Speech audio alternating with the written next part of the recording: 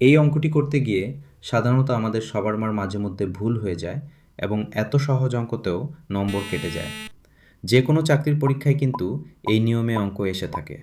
তাই দেরি না করে অঙ্কটির নিয়ম জেনে নিই। সাধারণত এই নিয়মকে বডমাস বলে।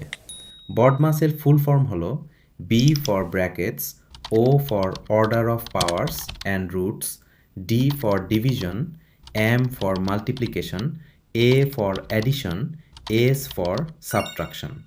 অর্থাৎ এই নিয়মে আমাদেরকে প্রথমে ব্র্যাকেটে দেওয়া নম্বরগুলির অঙ্ক করতে হবে। সেটা যোগ, বিয়োগ, গুণ, ভাগ যাই থাক, আগে ব্র্যাকেটে দেওয়া অঙ্কটি করতে হবে।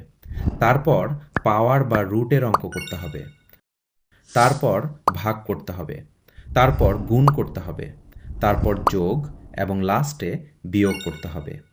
অঙ্ক করার আগে আমাদের দেখতে হবে যে প্রশ্নে ব্র্যাকেটে অঙ্ক আছে কিনা।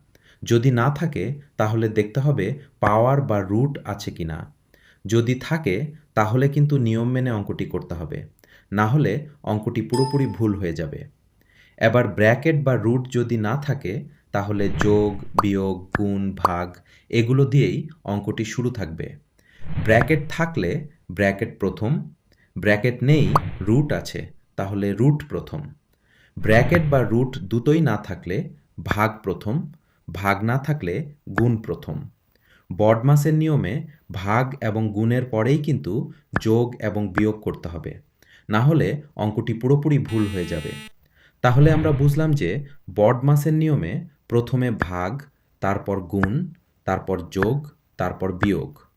আশা করি বিষয়টি সবার ক্লিয়ার হয়ে গেছে। ভালো লাগলে ফলো এবং সাবস্ক্রাইব করে পাশে থাকো। ধন্যবাদ।